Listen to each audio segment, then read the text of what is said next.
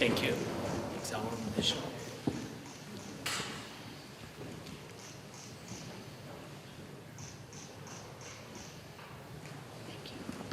Thank you. Mr. President, you're very welcome. Thank you very much. It's my honour today to announce you to the Houses. Thank you. So in a minute I'll go in, I'll announce you, I will then turn back and ask you to follow me, and I'll bring you to your chair.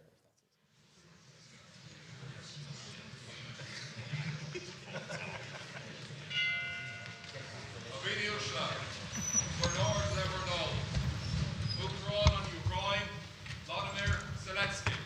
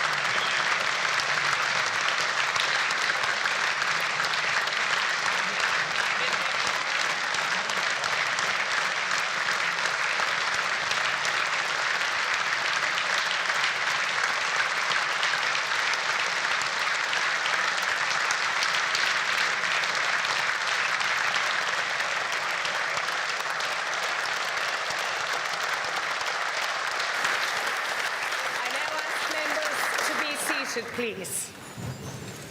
You can sit. Thank you, Perla.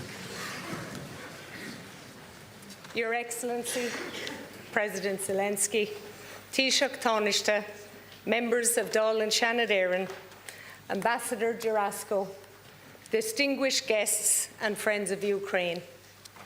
Uacharáin Zelensky, tá fáilte bhróibh isteach láin, ónad Parliament nár siúnta na hÉireann.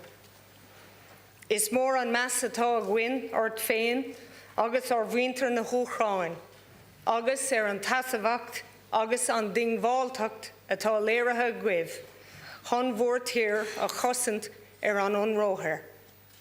President Zelensky, you are most welcome to Leinster House, our national parliament. I would like to also welcome the First Lady. Mrs. Zelenskyy is a woman who has become a symbol of Ukrainian dignity and resilience, and you are a model for women worldwide.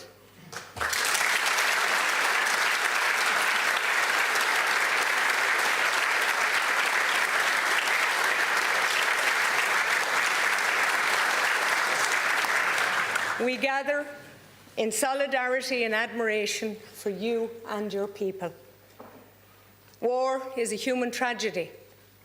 It destroys lives. It uproots families and leaves scars that endure for generations. War is never a solution, and Ireland knows this truth. Our own history teaches us that dialogue, however difficult, can bring peace. The Good Friday Agreement was born from decades of pain and division.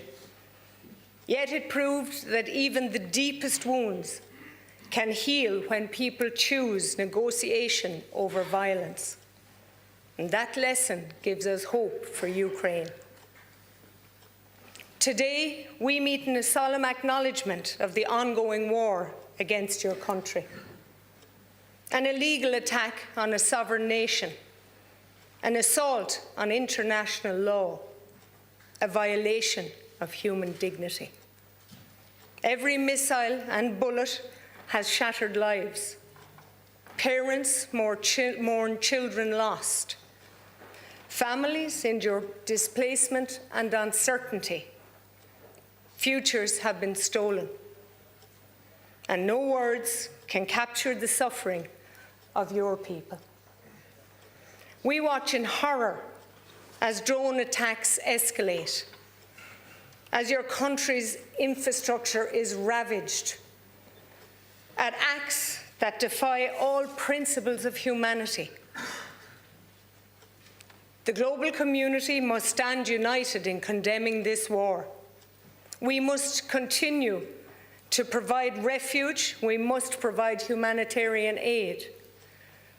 But most of all, we must demand accountability for war crimes. As a militarily neutral country, Ireland is not and never will be morally neutral in the face of atrocity. Our neutrality is a commitment to peace, not indifference. Together with our EU partners, Ireland will stand firm behind Ukraine to ensure Russia ends its aggression. The Irish, who themselves have lived through the trauma of immigration and war, have opened their hearts and their homes to the thousands of Ukrainians who now live and work among us. Your people enrich our communities and share their culture, even though their hearts are still with Ukraine. Ireland's journey to peace was long and arduous, but it succeeded because people persevered in the belief that peace is the only solution. The same possibility exists for Ukraine. World leaders would do well to reflect on the powerful words of John F. Kennedy, an American president born of Irish emigrants, a man whose family left the very shores of New Ross, my home constituency in Wexford. As he declared with unwavering conviction in his inaugural address, "Let every nation know, whether it wishes us well or ill, that we shall pay any price, bear any burden, meet any hardship, support any friend, oppose any foe, to assure the survival and the success of liberty." President Zelensky, we hope and look forward to the day that Ukraine can celebrate peace. We stand with the Ukrainian people in solidarity, in friendship, and in hope. May your courage and the strength of your people lead to a just and lasting peace. Thank you. I now invite you to address.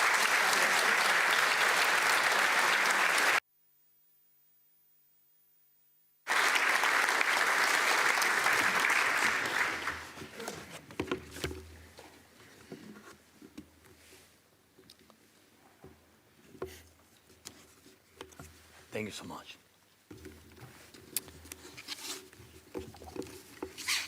Ken Curley, Cochirla, deputies and senators, dear friends, dear Ireland. Thank you for your attention to Ukraine and for the fact that Ireland has truly stood the test of time. Thank you for providing home and protection to our people when they needed it most once the war broke out back home. While in some societies the fatigue from news about the war is growing, we do not feel that your voice, the voice of Ireland, is turning quieter. Thank you. Our peoples, Ukrainian and Irish, are among the few in Europe who spent centuries fighting for the right to remain themselves. And now, for nearly 4 years of Russia's full-scale war against our people, our children, the most devastating war for freedom in Europe since World War II, Ireland has stood firmly and clearly for our independence and for a just end to this war. So thank you for your steadfast support for these years of standing with us. And thank you for not losing faith in us, just as we do not lose faith that the day will come when we will welcome all our friends to Ukraine in peace, and when we will welcome home all our people who were forced to flee back to a peaceful Ukraine back home. And we are working to make it real. This morning here in Ireland, our team delivered a full briefing following the meetings in the United States, and we are fully engaged in negotiations, and we are only stepping up our efforts. Our team is now looking ahead to next very important meetings. Today, Ukraine is closer to peace than ever before, and there is a real chance. But we must seize this chance fully, the whole world, not just one of another powerful country. Ukraine wants peace. Ladies and gentlemen, one strong country can start a war. Another strong country can help to stop the war. But to restore justice and defend what's right, we need a community, a world made up of many different nations. It is the community of nations that decides, united by shared sentiments, shared aspirations, a shared desire for justice. It is a community of nations that makes peace truly lasting. Geographically, large or small, politically influential or playing a different role, economically powerful or not, when these different voices stand together on the side of justice, on the side of free people, there is only one possible outcome: peace, and justice must prevail. When you have a true community of nations on your side, you cannot be crushed and your rights can be restored. No one can break the world alone. Not even Russia, not even with its few bodies. No one can lie to the entire world forever, not even Putin. No one can stand against everyone else. And that is the truth, but also true, one can inspire everyone else. And that is why Ukraine is fighting for every voice in the world, for every community in every region. We are trying to reach every heart, to answer every doubt, to counter every accusation with facts. And we are searching for and finding friends wherever we can. We have managed to unite the majority of the world, and that unity has become our main weapon in protecting life. And we have kept the world's attention, and that gives us time to resist Russia's attempts to destroy us. We are involving everyone we can in diplomatic efforts, and that is the best path forward. It is a great honor for me to stand here today in a country that understands the price of freedom.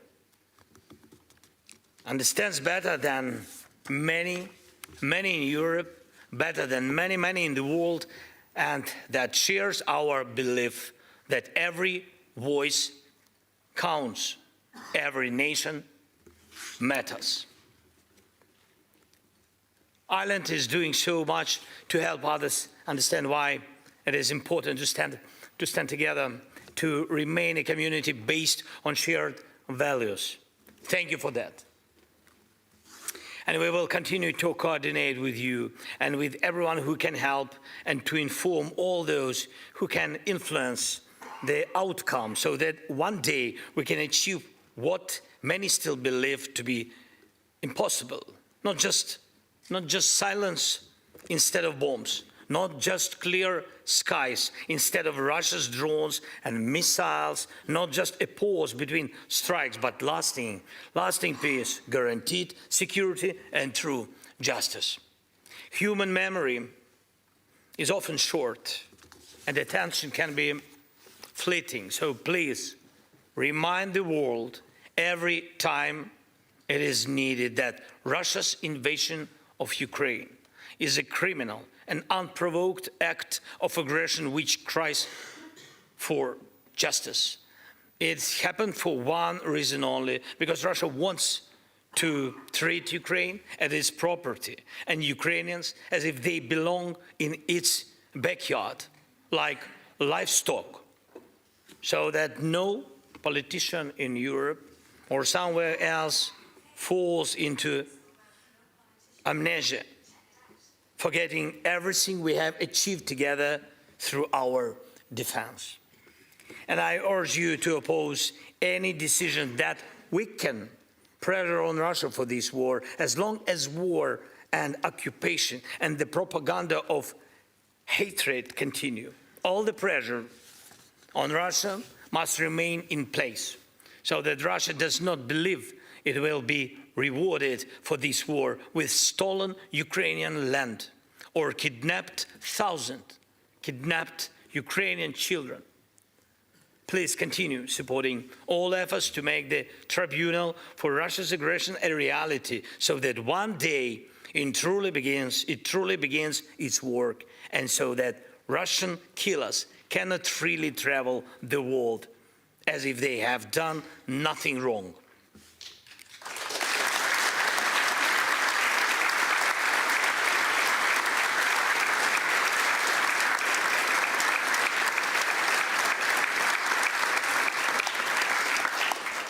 We must protect the unity that has existed since 2022, a unity of different nations united in the protection of life and justice.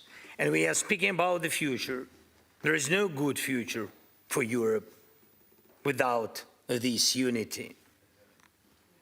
Ukraine wants to stand together with those whose history, values, struggle reflect our own. We want to stand alongside Ireland in the European Union as equals. And I'm confident that this will happen. Europe cannot run away from its own values.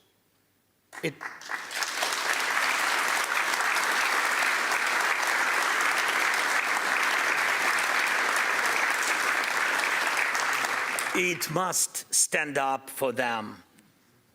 And Ukraine is doing exactly that today on Europe's behalf. Ladies and gentlemen, dear Ireland, please remember your voice matters. From Ireland's vote at the United Nations to the words in your media, from your thoughts here in Dublin to every home in the global Irish community around the world. That's millions of people who can influence hundreds of millions more. When the most powerful apply pressure, the global community helps guide that pressure in the right direction.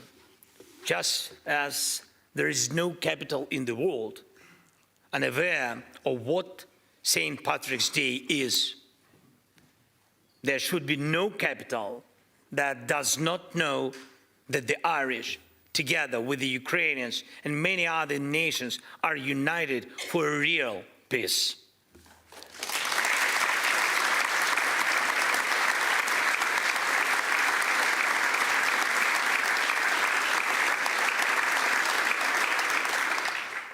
A peace without humiliation and based on something truly real, on shared values. And those values are not business as usual, not appeasement of killers, not turning a blind eye to what has happened.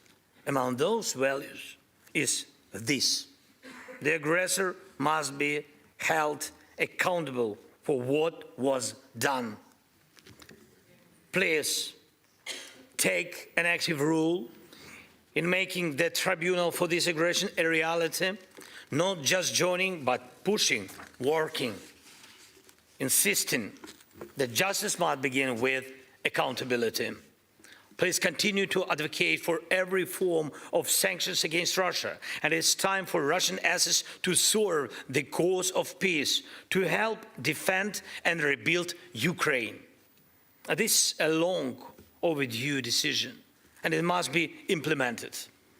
And please call on everyone in the world to help return all the children abducted by Russia and all the prisoners still held in Russian jails and camps, many of whom have been there not just since 2022, but since 2014, when Russia launched its hybrid war against us and occupied our Crimea.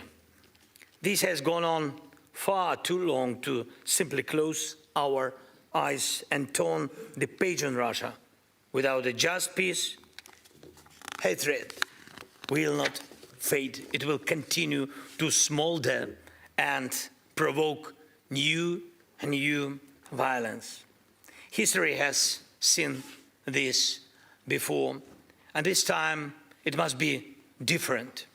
We need real peace. Help us achieve it and never lose your faith in Ukraine. Thank you, Ireland. Glory to Ukraine. Thank you.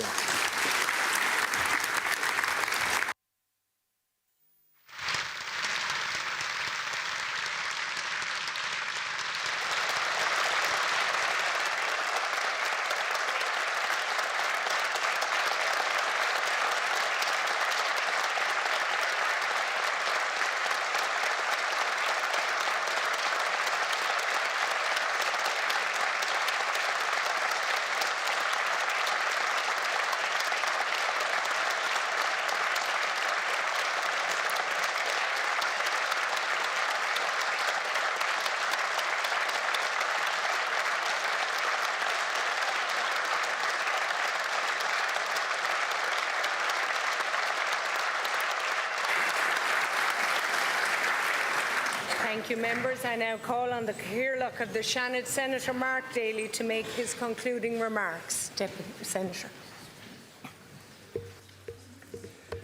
Ceann Comhairle, Uacharáin Zelensky, Aíní Uasla, President Zelensky, Ceann Comhairle, distinguished guests, on behalf of the members of both houses and on my own behalf, I want to thank you for being here today in the heart of our democracy and for your address delivered to a joint sitting of Dáil and Seanad.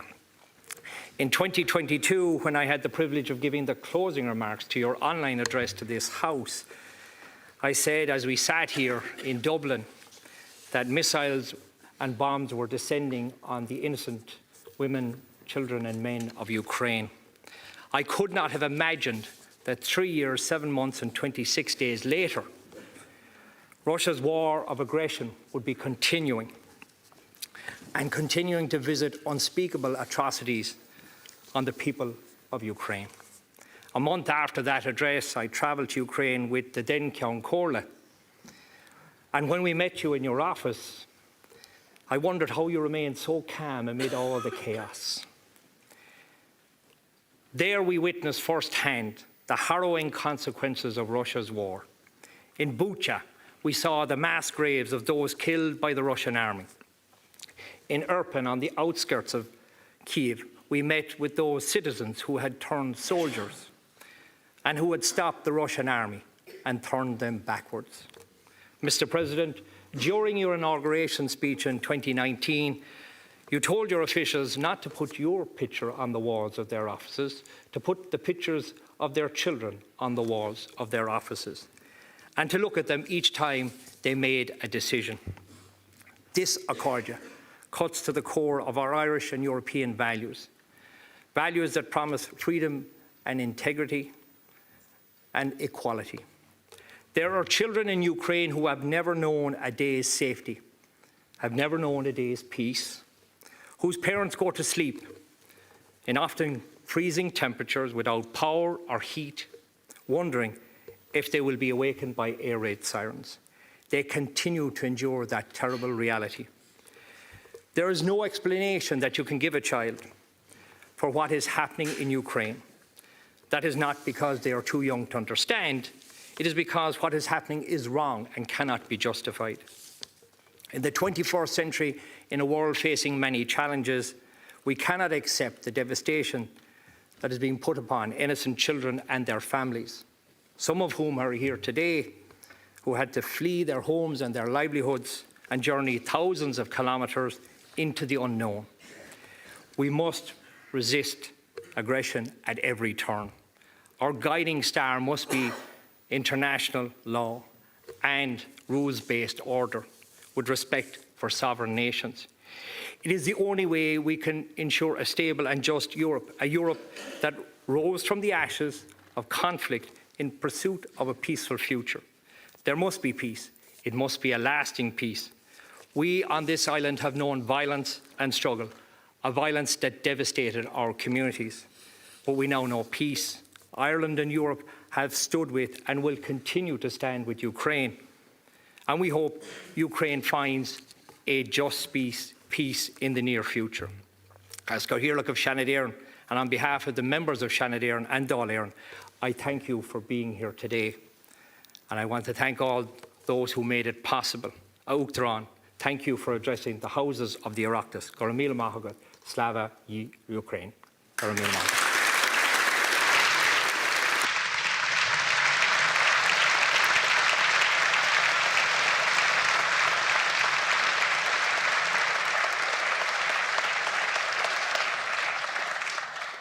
Thank you, Senators and Deputies. And just before we adjourn the sitting, if I could once again reiterate, it's an honour to have you here with us.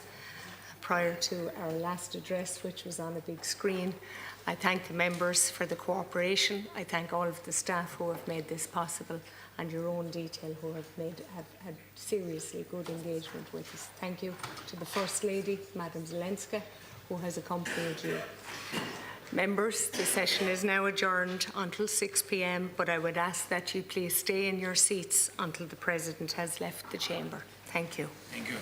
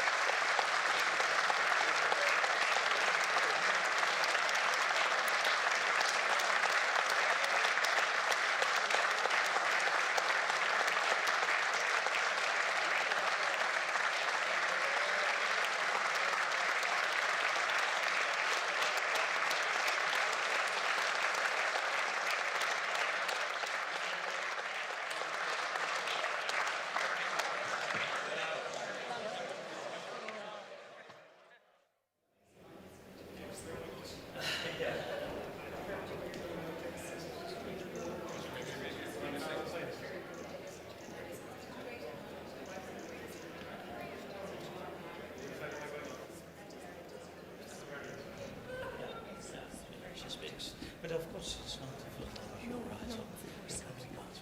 But it's amazing, many of the children.